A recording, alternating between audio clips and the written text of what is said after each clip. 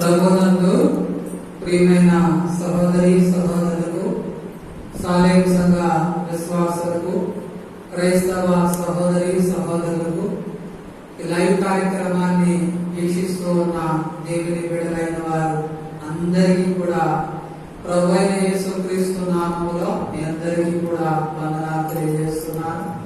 దేవుని యొక్క మహాకృప కనికరాన్ని బట్టి మే మాసంలో ఈ 2వ ఆదివారం పరిశుద్ధ దినమున ఈ ఆదివారం మరి మీ మధ్యకు మరి లైవ్ కార్యక్రమం ద్వారా మీ మధ్యన మరి ఉండడానికి మీ గృహాల్లో మరి లైవ్ కార్యక్రమం చూస్తున్న ప్రతి ఒక్కరికి కూడా నా ప్రత్యేకమైన వందనాలు. దేవుడు ఎంతో గొప్ప దేవుడు. మరి లాక్డౌన్ కారణాలు బట్టి మందిరాలు తెరలేని పరిస్థితుల్లో ఇలాగే మీ మధ్యకు లైవ్ కార్యక్రమం ద్వారా దేవుడిని ఆరాధించడానికి, గణపరచడానికి, మహిమపరచడానికి, అలాగే దేవుని వాక్యం చేత మిమ్మల్ని బలపరచడానికి, దేవుని ఆత్మ కార్యాలు, దేవుని కార్యాలు బహుబలంగా దేవుడు జరిగించాలని ప్రేమతో మీ అందరికీ కూడా మనం చేస్తున్నాను. మాతో కూడా కలిసి మీరు పాటల్లో పాడండి, దేవుని వాక్యాన్ని వినండి, మీ ఆత్మలో బలపడాలని. మరి యోహాను రాసిన మొదటి పత్రికలో సెలవించినట్లుగా క్రీడ ఆత్మ వర్ధిల్లుచున్న ప్రకారం అన్ని విషయాల్లో వర్ధిల్లాలని అది ప్రేమపూర్వకంగా నా మనసారా కోరుకుంటున్నాను. అది ప్రార్థన చేస్తాను. నాతో కూడా కలిసి కళ్ళు మూసుకుని ప్రార్థన చేసి పాటల ద్వారా, వాక్యం ద్వారా మీరు ముందుకు నడవాలని ప్రేమతో మనం చేస్తున్నాం, ప్రార్థన చేస్తున్నాం. ప్రేమ కలిగిన దేవా, దైవ నాయన, నీకు వందనాలు, స్తోత్రాలు ప్రభువా. ఎంతైనా నమ్మదగిన దేవుడు, గొప్ప దేవుడు ప్రభువా. ఆయన గడిచిన కాలం అంతా కూడా మీరు కాపాడి మరలా ఈ మే నెల ప్రభువా 2వ ఆదివారం పరిశుద్ధ దినమున మా ప్రియులందరితో కూడా కలిసి ప్రభువా ఏ రీతిగా నిన్ను నాయన ప్రార్థన చేయడానికి, నిన్ను ఆరాధించడానికి, మీ వాక్యాన్ని ధ్యానించడానికి జరుగుతున్న ప్రతి కార్యక్రమాన్ని కూడా మీరు ఆస్వాదించారు. అలాగే ఈ కార్యక్రమాన్ని ఎవరైతే వీక్షిస్తున్నారో ఆయన వారందరినీ, వారి కుటుంబాలు మీరు వృద్ధిల్లపజేసి సహాయం చేయండి. మహిమా ఘనత మీరే పొందుకోండి. యేసు నామములో ప్రార్థించి వేడుకుంటున్నాను తండ్రి. ఆమేన్. ఆమేన్.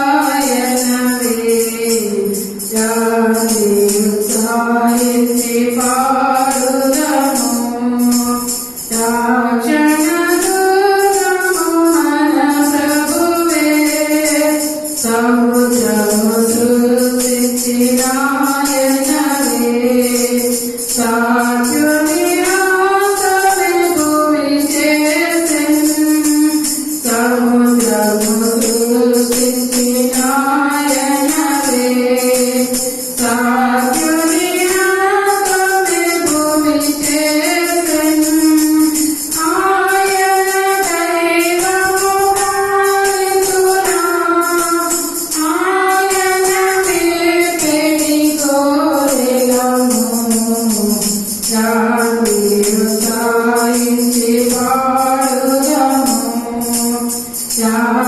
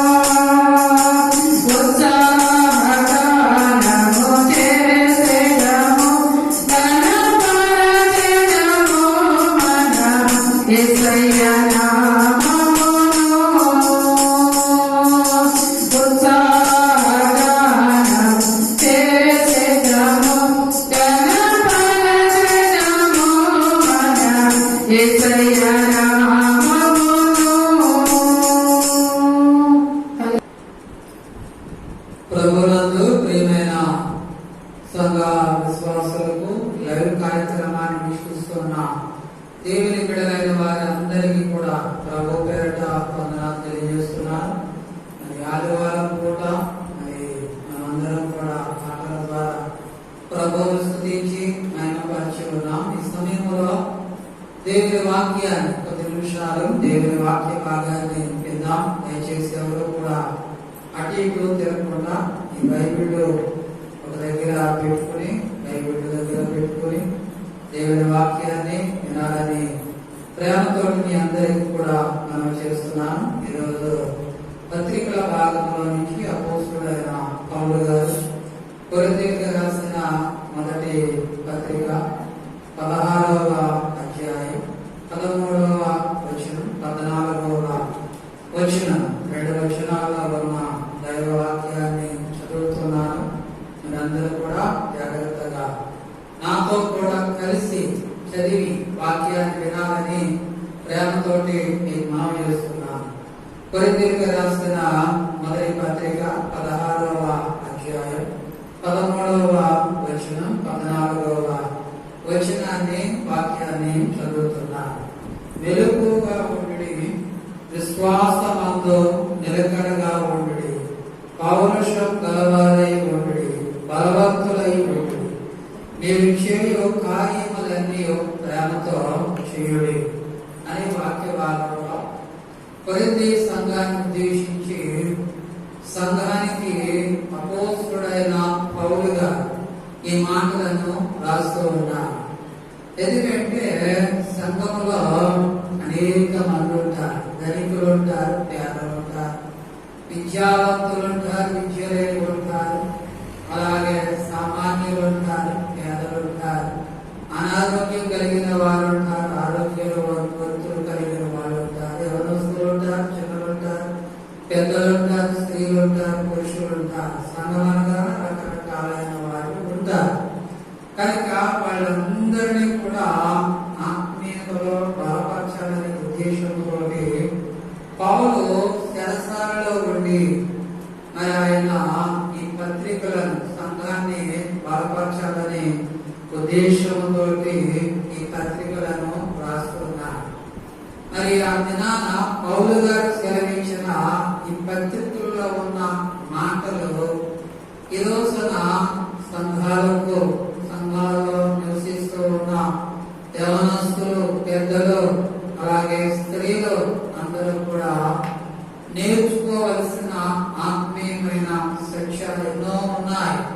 వీటి ద్వారా నువ్వు నేను మనమందరం కూడా దేవుని వాక్యాన్ని మనం గ్రహించి ఆ వాక్యానుసారంగా జీవించి ఆత్మీయతలో మనం వర్ధిల్లాలని మరి ఈ రోజున ఈ వాక్య భాగం అపోస్తులైన పౌలు గారు కొరింథీ సంఘానికి సెలవించిన ఈ వాక్యాన్ని వినడానికి దేవుడు కృప చూపించారు. అయితే మనం చదవబడిన ఈ 2 వచనాల్లో 5 మాటలు కనబడుతూ ఉన్నాయి. ఒక్కొక్క మాటను జాగ్రత్తగా విందాం. ఎందుకంటే ఈ 5 మాటలు కూడా మన ఆత్మీయతను పెంపొందించే విధముగా ఈ మాటలు దేవుని వాక్య భాగంలో మనకి కనబడుతూ ఉన్నాయి. మొట్టమొదటి మాట ఏమిటంటే మెలుగుగా ఉండాలి. ఈ రోజున ఈ లాక్డౌన్ కారణంగా కరోనా వైరస్ బట్టి మందిరాలన్నీ కూడా ఏమైపోయాయంటే మూతపడ్డాయి. ఆరాధన లేదు, ఎందుకంటే వాళ్ళ ఆరాధన లేదు, సంఘ క్రమం లేదు, సండే స్కూల్ లేదు, స్త్రీల కూడికి లేదు, ఉపవాస కూడికి లేవు అని మరి ప్రస్తుత పరిస్థితులు ఆ రీతిగా ఉన్నాయి.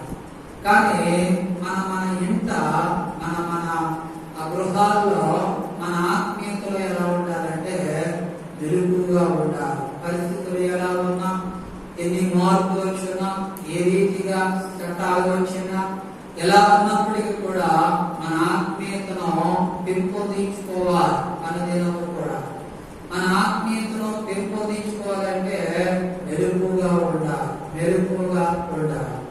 అందుకే అపోస్తలుడైన పౌలు గారు మెలుగుగా ఉండండి అని వాక్య భాగంలో మొదటి మాటను అక్కడ రాస్తూ ఉన్నట్లుగా బైబిల్లో మనం చూస్తూ ఉన్నాం. ఇదే మాటను యేసు ప్రభువు కూడా మత్తయి సువార్త 25వ అధ్యాయం 13వ వచనాన్ని చదువుతున్నాం. ఆ దినమైనను ఆ గడి అయినను మీకు తెలియదు గనుక మెలుగుగా ఉండుడి అని బైబిల్లో సెలవిస్తున్నారు. కొంతమంది అయితే దేవుని రాకడ వస్తుందని, దేవుని రాకడ సమీపంగా ఉన్నదని చాలా మంది చెబుతూ ఉన్నారు. అయితే దేవుని రాకడ అనేది మన చేతుల్లో లేదు. ఎందుకంటే ఆ దినమైనను ఆ గడి అయినను మనకు నీకు తెలియదు కనుక మెలుగుగా ఉండాలని ప్రభు ఏం చేస్తున్నాడంటే సెలవిస్తూ ఉన్నాడు. అలాగే లూకాసు సువార్త 12వ అధ్యాయం 37వ వచనంలో కూడా చదువుతూ ఉన్నప్పుడు ప్రభు వచ్చి ఏ దాసులు మెలుగుగా ఉండుట కనుగొనను ఆ దాసులు ధన్యులని యేసు ప్రభు చెప్పిన మాట పరిశుద్ధుడైన ఈ లూకాసు వార్తలో సెలవిస్తున్నాడు. ఏ దాసుడైతే మెలుగుగా ఉంటాడో ఆ దాసుడు ధన్యుడని ఇక్కడ యేసు ప్రభు లూకాసు వార్తలో మనకు తెలియపరుస్తూ ఉన్నాడు. అలాగే అపోస్తలుడైన పౌలు గారు తెస్సలోనికీయులకు రాసిన మొదటి పత్రిక 5వ అధ్యాయం 56వ వాక్యాన్ని చదువుతున్నాను. దేవుని వాక్య భాగంలో ఆ మాట మనకి కనబడుతూ ఉంది. 5వ అధ్యాయం 5వ వచనం 6వ వచనాన్ని చదువుతున్నాను. మీరందరూ కూడా వెలుగు సంబంధులను పగటి సంబంధులై ఉన్నారు. మనము రాత్రి వారము కాము, చీకటి వారము కాము. కావున ఇతరుల వలె నిద్రపోక వెలుగుగా ఉండి మత్తులను కాక ఉండుమని వాక్య భాగంలో సెలవిస్తున్నాడు. తెస్సలోనికీ సంఘానికి అపోస్తలుడైన పౌలు గొప్ప వర్తమానాన్ని ఏం చేస్తున్నాడంటే తెలియపరుస్తున్నాడు. మత్తులు కాకుండా ఉండాలి, మెలుగుగా ఉండాలి అని సెలవిస్తున్నాడు.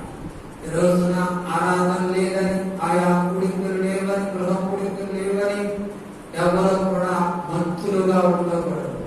ఎందుకంటే నిద్ర మేలుకోవాలి, మెలుగుగా ఉండాలి బైబిల్లో సెలవిస్తూ ఉన్నాను. అందుకే పరిశుద్ధ గ్రంథంలో దేవుని వాక్య భాగంలో బైబిల్ చివరి పుస్తకమైన ప్రకటన గ్రంథం 3వ అధ్యాయం 11వ వచనాన్ని కూడా చదువుతున్నప్పుడు ఇక్కడ కూడా అదే మాట కనబడుతూ ఉంది. నేను కాపాడుదును, నేను త్వరగా వచ్చుచున్నాను. ఎవడనో నీ కిరీటము నమ్మకరింపకుండానట్లు నీకు కలిగిన దాన్ని ఏం చేయాలంటే గట్టిగా పట్టుకోవాలని వాక్య భాగంలో సెలవిస్తున్నాను. కానీ కలిగిన దాన్ని ఏం చేయాలంటే గట్టిగా పట్టుకుని ఏం చేయాలంటే మేలుకొని ఉండాలని ఇక్కడ ప్రభు ప్రకటన గ్రంథంలో ఆయన సెలవిస్తూ ఉన్నారు.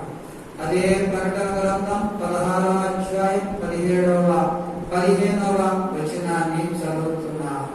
ఇదిగో నేను దొంగవలి వచ్చుతున్నా, తాను దిగంబరుడుగా సంచరించుతున్నందున జనులు తమ దినములు చూతులేమో అని మెలకువగా ఉండి తన వస్త్రమును కాపాడుకున్నవాడు ధన్యుడని వాక్యవాదులో సెలవిస్తున్నారు.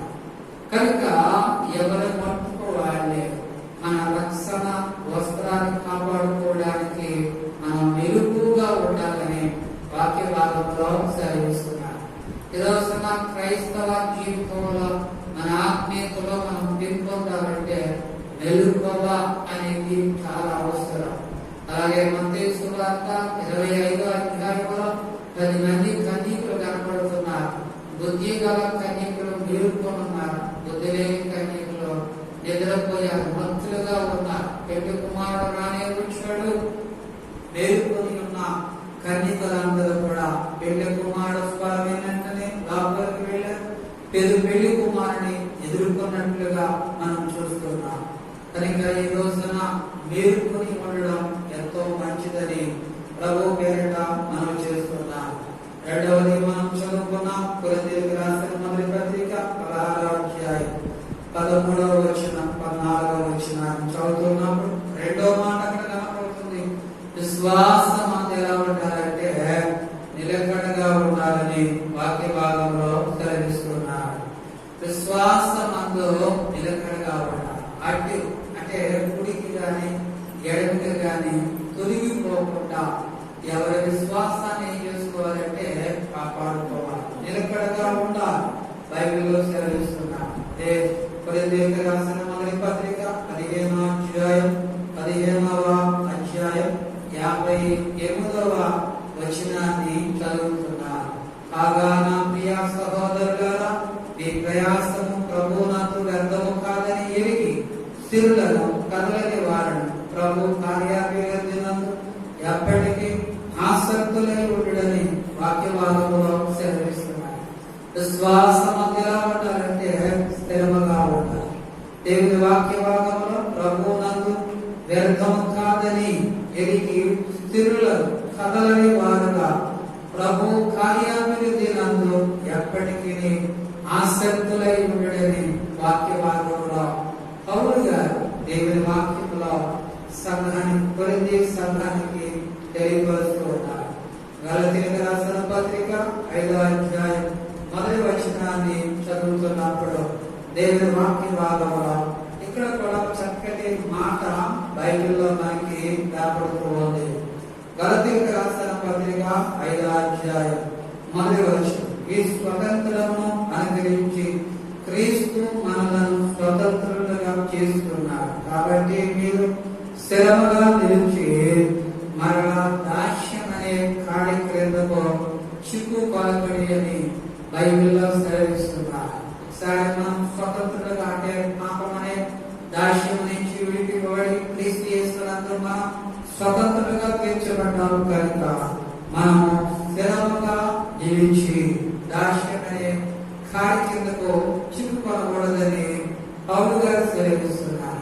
అంటే మన విశ్వాసాన్ని ఎంత స్థిరంగా ఉంచుకోవాలా, విశ్వాసంతో ఎంత స్థిరంగా ఉండాలో, ఎంత మరి బాగా ఉండాలో అపోస్తుడైన పౌలు గారు ఇక్కడ సెలవిస్తున్నారు.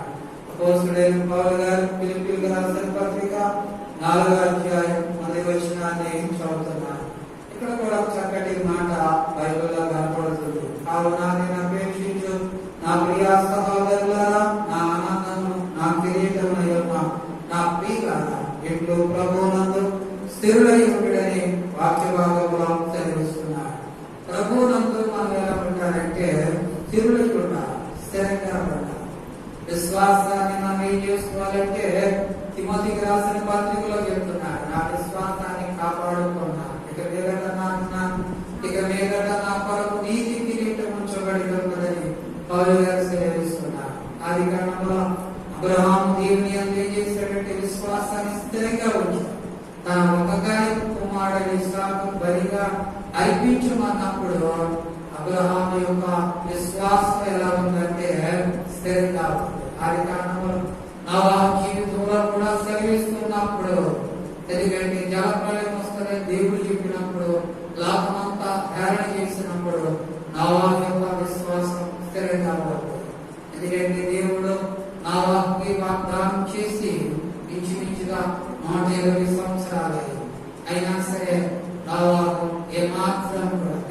సెలవించిన తన మాటలు ఏ మాత్రము కూడా స్థిరపరచుకోవాలి. ఎందుకంటే దేవుని విశ్వాసం అందరూ స్థిరపరచుకున్నాడు కనుక అపనమ్మకం ఎక్కడా కూడా కనబడుతుంది. అలాగే ఈ రోజున ఎవరి విశ్వాసాన్ని వారే కాపాడుకోవాలి. ఒకరి విశ్వాసం ఒకరి పనికిరాదు, భార్య విశ్వాసం భార్యదే, భర్త విశ్వాసం భర్తదే, పిల్లల విషయాన్ని పిల్లలదే, ఎవరిని వాళ్ళదే. ఎందుకంటే ఈ రోజున మనం చూస్తున్నాం ఎవరి ఆధారపాటు వాళ్ళదే. ఎందుకంటే ఒకరితో ఒకరు పనికిరాదు, ఎవరి విశ్వాసం వాళ్ళదే. కనుక విశ్వాసం అని ఎలా ఉండాలంటే స్థిరముగా ఉండాలి, నిలకడగా ఉండాలని దేవుని వాక్య భాగంలో సెలవిస్తున్నారు. మనం చదువుకున్న వాక్య భాగంలో 3వ మాట పౌరుషము కలిగి ఉండాలని దేవుని వాక్య భాగంలో సెలవిస్తున్నారు. పరిశుద్ధ గ్రంథంలో పౌరుషము గలవారై ఉండాలి. ఎందుకంటే మన వాక్యంలో అందరం కూడా ఎలా ఉంటామంటే పౌరుషంగానే ఉంటాం. ఎవరైనా మనల్ని ఒక మాట్లాడితే పౌరుషం వచ్చారు. ఎందుకంటే ఈ శరీర సంబంధమైన పౌరుషాన్ని గురించి పౌలు గారు చెప్పడం లేదు. ఆత్మ సంబంధంగా సెలవిస్తున్న మాట ఏమిటో తెలుసా? ఆత్మీయతలో పౌరుషంగా ఉండాలి. నేను ఎందుకు అలా ఉండలేదు, నేను ఎందుకు అబద్ధం ఆడకుండా ఉండలేదు, నేను ఎందుకు నీతిగా నిలబడలేదు అని పౌరుషం అనేది మనలో రావాలి. బైబిల్లో ఒక మాట, ఒక వాక్యాన్ని చదువుతున్నా, ఒక భక్తుని జీవితంలో ఎంత పౌరుషం కలిగి ఉన్నాడంటే నిజంగా చాలా ఆశ్చర్యం మనకి కలిగిస్తూ ఉంటారు. యోగ గ్రంథం 40వ అధ్యాయం 7వ వాక్యాన్ని చదువుతున్నా. యోగ గ్రంథం 40వ అధ్యాయం దేవుని వాక్య భాగంలో 7వ వాక్యాన్ని చదువుతున్నా. దేవుని వాక్య భాగంలో చక్కటి మాట బైబిల్లో మనకి కనబడుతూ ఉంది. వాక్యంలో చదువుతున్నాం, పౌరుషము తెచ్చుకొని నీ నడుము పట్టుకొను, నేను నీకు ప్రశ్న వేసేదను, నీవు నాకు ప్రత్యుత్తరమిమ్ము అని బైబిల్లో సెలవిస్తున్నా. బాబు యోగుకు భక్తుడైన యోగు గారు ఎంత పౌరుషము కలిగి ఉన్నాడో ఆలోచన చేయాలి. ఎందుకంటే చుట్టుపక్కల వాడు, తన సొంత భార్య అందరూ కూడా దేవుని ఆరాధన చేయి అని అందరూ కూడా లోకులు పాపులాగా ఏం చేస్తున్నారంటే యోగులు పొడుస్తున్నారు. కానీ యోగు పౌరుషం తెచ్చుకున్నాడు. ఏ పౌరుషం తెచ్చుకొని అక్కడ చెప్తున్నాడు, పౌరుషం తెచ్చుకొని ఈ నడుముని ఏం చేసుకోవాలి, పట్టుకోవాలి. దేవుని వాక్య భాగంలో నేను నీకు ప్రశ్న వేసేదను, నీవు నాకు ప్రత్యుత్తరమిమ్ము అని పౌరుషంగా దేవుని దగ్గర నిలబడ్డాడు. అందుకే ఆ పౌరుషమే యోగుని మరలా రెండింతల ఆస్తికర్తగా చేసినట్లుగా బైబిల్లో కనబడుతుంది. అలాగే మరి ఆది కాలంలో మరి ఒక దైవ సేవకుడు ఏలియా, మరి దైవ సేవకుడిని చూసినప్పుడు మరి ఎంత పౌరుషం కలిగి ఉన్నాడంటే చాలా పౌరుషం కలిగి ఉన్నాడు. ఎందుకంటే అన్య జాతుల వారిని అందరినీ ఒక పక్షముగా, దేవుని పక్షముగా ఒకే ఒకడు. ఆ రోజున బైబిలు భక్తులు ప్రవక్తలు ఇంచుమించుగా 400 మంది పైగానే కనపడుతూ ఉన్నారు. వాళ్ళందరూ ఒక ప్రకారం, మరో ప్రకారం దేవుని పక్షముగా దేవుని వైపున నిలబడిన వ్యక్తి ఎలియా. ఎంత పౌరుషం కలిగి ఉన్నాడంటే నిజంగా చాలా పౌరుషం కలిగి ఉన్నాడు. ఈ రోజున మన భక్తి జీవితంలో పౌరుషం కలిగి ఉన్నాడు. అంతేగాని చాలదారుడు కింద మన లోపలంతా కదా చచ్చోడగా కాదు, పౌరుషం కలిగి ఆత్మీయతలో మనం ఎంత పౌరుషం కలిగి ఉండాలంటే పౌరుషం కలిగి ఉండాలి. ఎందుకంటే పౌరుషం కలిగి ఉన్నప్పుడే, దేవుడి కోసం నిలబడినప్పుడే దేవుడు అనేకమైన గొప్ప కార్యాలు ఏం చేస్తాడంటే ప్రభు జరిగిస్తాడు. పౌరుషం కలిగి ఉండాలి. ఎందుకంటే రోషం కలిగి ఉండాలి. దేవుని వాక్య భాగంలో ఆ రీతిగా సెలవిస్తున్నాడు. తర్వాత పరిశుద్ధ గ్రంథంలో దేవుని వాక్య భాగంలో 4వ మాట అపోస్తలుడైన పౌలు గారు సెలవిస్తున్నాడు, బలవంతులై ఉండు. దేవుని వాక్య భాగంలో ఆయన సెలవిస్తున్నాడు, బలవంతులై ఉండు. 4వ మాట సెలవిస్తున్నాడు. ఈ రోజున బలహీనులు బలవంతులు 2 రకాలైన వాళ్ళు కనపడతారు. బలహీనులు, బలవంతులు. ఎందుకంటే ఆర్టికల్లో సెలవిస్తున్నారు మనం ఎలా ఉండాలి? బలవంతులై ఉండాలి. ఎందుకంటే బలవంతులుగా ఉంటే ఎవరు ఏం చేయలేదు, బలహీనులనే ఎవరు ఏదైనా చేయగలుగుతారు. ఎందుకంటే ఈ రోజున బలవంతులుగా ఉంటారు. బైబిల్లో సెలవిస్తున్నారు. ఎఫెసీయులకు రాసిన పత్రిక అపోస్తలుడైన పౌలు ఎఫెసీయులకు రాసిన పత్రిక 6వ అధ్యాయం 10వ వాక్య భాగాన్ని చదువుతున్నారు. ఎఫెసీయులకు రాసిన పత్రిక 6వ అధ్యాయం 10వ వచనం. తొదకు ప్రభు యొక్క మహాశక్తుల బట్టి ఆయన యందు బలవంతులై ఉండుడి. బైబిల్లో సెలవిస్తున్నారు. బలవంతులుగా ఉండాలి, బలహీనంగా ఉండకూడదు. మరి పౌలు గారు ఎఫెసీ సంఘంతో చెప్తున్నాడు. ఎందుకంటే ఆయన యందు ఏం చేయాలంటే బలవంతులై ఉండాలి. మన యేసు ప్రభు ఏమై ఉన్నాడంటే ఆయన బలవంతుడై ఉన్నాడు. కనుక మనం కూడా ఎలా ఉండాలంటే బలవంతులుగా ఉండాలి. శరీర బలం కావాలంటే అవి ఇవి తినాలి. కానీ ఆత్మీయతలో బలం రావాలంటే ప్రార్థన చేయాలి. ప్రార్థన దేవుని శక్తి. బలం రావాలంటే వాక్యమనే ఆహారాన్ని మనం ఏం చేయాలంటే దినదినము ఆ దేవుని వాక్యాన్ని ఏం చేయాలంటే వాక్యమనే ఆహారాన్ని మనం ఏం చేయాలంటే భుజించాలి. అప్పుడు మన ఆత్మకు కావలసిన బలము మనకు వస్తాయి. ఎందుకంటే బలవంతుడు దేంట్లో కూడా పడిపోరు, బలంగా ఉండాలి అని బైబిల్లో సెలవిస్తున్నారు. బలవంతులై ఉండుడి అని వాక్య భాగంలో సెలవిస్తున్నారు. అయితే దినాన దేవుని వాక్యాన్ని వింటున్నా నా ప్రియ సహోదరి సహోదరులారా, ప్రేమతోటి మీకు మనం చేస్తున్నా బలవంతులుగా ఉండండి, బలహీనంగా ఉండకండి.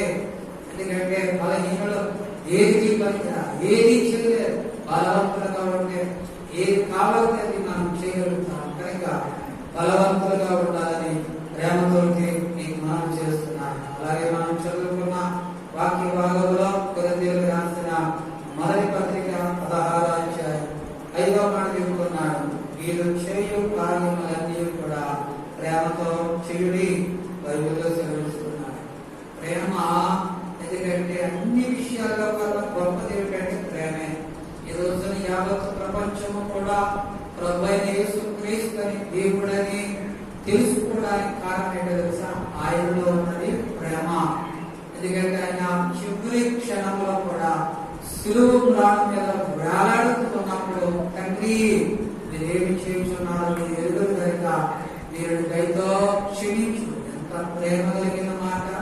ఎందుకంటే యేసు ప్రభు అంత ప్రేమ కలిగిన వాడు ఈ లోకంలో ఎవ్వరూ కనబడరు. అలాంటి ప్రేమ కలిగిన దేవుని చెంతలో దేవుని సన్నిధిలో అందరూ కూడా ఉన్నారు కనుక మనలో ఉండవలసింది కక్షలు, కోపాలు, ఎందుకంటే ద్వేషాలు, కలహాలు మనలో ఉండకూడదు. ఎందుకంటే ఆయనలో ఉన్నది మనలో ఉండాలి. ఎందుకంటే మనం అందరం ఆయన అనుసరిస్తున్నాం కనుక మనం ఎలా ఉండాలంటే ప్రేమ కలిగి ఉండాలి. వాక్య భాగంలో బైబిల్లో చదువుతున్నప్పుడు మీరు చేయు కార్యములన్నీ కూడా ఎలాగంటే ప్రేమతో చేయుడి అని బైబిల్లో చెప్తున్నారు. రోమీయులకు రాసిన పత్రిక 16వ అధ్యాయం 5వ వచనంలో ఉన్న వాక్యాన్ని చదువుతున్నాను. దేవుని వాక్యాన్ని గమనించాలి. ఆసియాలో క్రీస్తుకు ప్రథమ ఫలమయ్యున్న నా ప్రియుడకు ఎప్పటికేసునకు వందనములు బైబిల్లో సెలవిస్తున్నారు. ఈ రోమీయులకు రాసిన పత్రిక 16వ అధ్యాయంలో బైబిల్లో అనేకమైన అధ్యాయులు, అనేకమైన పేర్లు కనబడతారు. పౌలు గారు సేవా పరిచర్యలో సహాయం చేసిన ప్రతి ఒక్కరిని కూడా జ్ఞాపకం పెట్టుకుని వారందరికీ కూడా ప్రేమపూర్వకమైన వందనాలు అని అందరికీ కూడా ప్రేమతో వందనాలు చెప్పినట్లుగా బైబిల్లో కనపడుతూ కొన్ని సందర్భాల్లో పౌలు గారిని హాని చేసిన వాళ్ళు ఉన్నారు. ఎందుకంటే అయినప్పటికీ కూడా వాళ్ళందరినీ కూడా క్రీస్తును బట్టి, క్రీస్తు ప్రేమను బట్టి వాళ్ళందరూ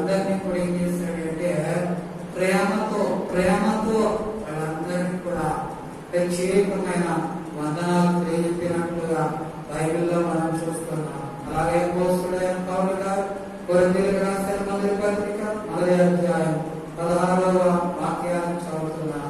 స్టెఫను ఇంటి వారికి బాప్తిసమిచ్చితే వీరికి తప్ప మరి ఎవరికైనా బాప్తిసమిచ్చితేనేమో నేను ఎరుగుదును అని బైబిల్లో సెలవిస్తూ ఉన్నాడు.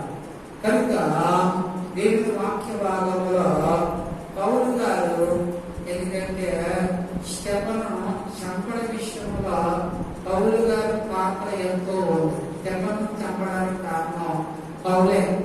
ఎందుకంటే సౌలుగా ఉన్నప్పుడు పౌలుగా మారిన తర్వాత ఏ స్టెఫన్ అయితే చంపాడో ఆ కుటుంబం దగ్గరికి వెళ్ళి వాళ్ళందరికీ కూడా స్వార్థ చెప్పి వాళ్ళందరికీ కూడా ఏం చేశాడంటే వారి కుటుంబ సభ్యులు అందరికీ కూడా ఎందుకంటే స్వార్థ చెప్పి బాప్తిసం ఇచ్చారు. విషయాన్ని చాలా జాగ్రత్తగా గమనించారు. ఎందుకంటే పౌలు గారు మరి తోటి వారి పట్ల స్టెఫను కుటుంబం పట్ల ఎంత ప్రేమ చూపెడుతున్నాడో ఆలోచన చేయాలి. ఈ వాక్యాన్ని బాగా విశ్లేషణ చేసుకుంటే వాక్యంలో చక్కటి అర్థాలు కనబడుతూ ఉంటాయి. ఎందుకంటే బాప్తిసం ఇవ్వడం వారికి స్టెఫను కుటుంబానికి సహాయకుడుగా పౌలు గారే కనబడుతున్నాడు. చారదీసిన వ్యక్తి పౌలు గారే కనబడుతూ ఉన్నాడు. వాళ్ళకు వాక్యం చెప్పి రక్షణ అనుభవాన్ని కలిగించిన వ్యక్తి ఎవరంటే పౌలు గారే వాక్య భాగంలో కనబడుతుంది. కనుక మనం చేయు కార్యములన్నీ కూడా ఏం చేయాలి తెలుసా? ప్రేమతో చేయాలి. మన పక్క వారికి, మన ఎదుటి వారికి, మన పక్కన ఉన్న వారికి, మన బంధువులకు మనం చేయు కార్యములన్నీ కూడా ఎలా చేయాలంటే ప్రేమతో చేయాలి. కనుక పౌలు గారు కొరింథీ సంఘాన్ని ప్రేమించి 5 మాటలు సెలవిస్తున్నారు. కనుక ఈరోజు మనం కూడా ఈ ఆదివారం మే నెల ఈ 2వ ఆదివారం మనం కూడా ప్రభు 5 మాటలు సెలవిస్తున్నాం. మీరందరూ కూడా 5 మాటలు గ్రహించుకుని ఈ 5 మాటలను అనుసరించి మీ ఆత్మీయతలో ఎదుగుదల చెందాలని ఒక దేవుని సేవకుడుగా పేరున మీకు విన్నపించి మనం చేస్తున్నాను. కనుక దయచేసి 5 మాటలను అనుసరించి మీ వ్యక్తిగత జీవితాలు ఎక్కడైనా మరి ఎందుకంటే నిలుపులో కానీ, విశ్వాసంలో కానీ, పౌరుషంలో కానీ, బలంలో కానీ, ప్రేమలో కానీ ఏ విధమైన తేడా ఉన్నట్లయితే ఇప్పుడే ఎందుకంటే సరి చేసుకుని మంచి విశ్వాసం కలిగి, ప్రేమ కలిగి, ఎందుకంటే మంచి పౌరుషం కలిగి, దేవుల్లో శరీర సంబంధమైన పౌరుషం కాదు, ఆత్మీయతలో మంచి పౌరుషం కలిగి ఇకనైనా భక్తులు కాకుండా మెరుగుగా ఉండి విశ్వాసంలో నిలకడగా ఉండి మీరందరూ ఆత్మీయతలో ఎదిగి వదిలాలని మనసారా ప్రేమతో మీకు మనం చేస్తున్నాం, ప్రార్థన చేస్తున్నాం. ప్రేమ కలిగిన దేవ, దైవ నాయన నీకు వందనాలు, స్తోత్రాలు.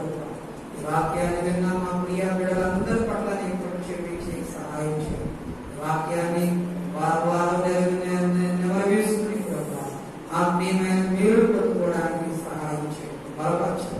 యేసు నామములో ప్రార్థించి వేడుకుంటున్నాను తండ్రి, ఆమేన్. తండ్రి దేవుని ప్రేమ, కుమారుడైన క్రీస్తు వారి కృప, పరిశుద్ధాత్మకుడి సహవాసం చేయవచ్చిన సంఘబడులు అలాగే యూట్యూబ్ ద్వారా లైవ్ కార్యక్రమాన్ని వీక్షిస్తున్న ప్రతి కుటుంబాన్ని, ప్రతి ఒక్కరి ఆ త్రియక దేవుని కృప, సమాధానం నడుపులో సదాకాలం ఆమేన్.